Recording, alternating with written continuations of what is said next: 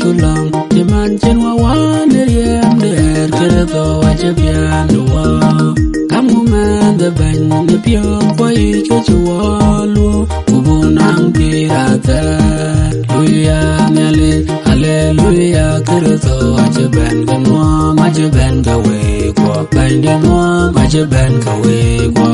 mong ro ta wa long wa ye du yen cha yin cha bo ye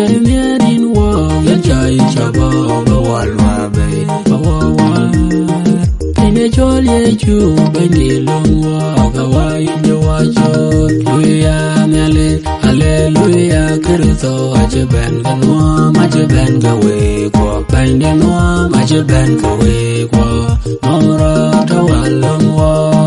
yal go we ya lam de nang ban da ku lo de yo ku do de dol do ku ban wa da man che ku no wa a che to ne kalbari ku kara ya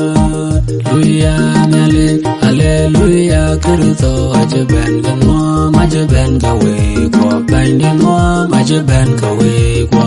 mong ra ta wa long wa kal ku lo de re lu ku pya de ti kere to a ban ku lo ga we wo ba we dung pinong we a ba ke lo ne ban ga la de je luya ne le hallelujah kere to a che ban ga no ma che ban ga we ko ban de no ma che ban ga we ko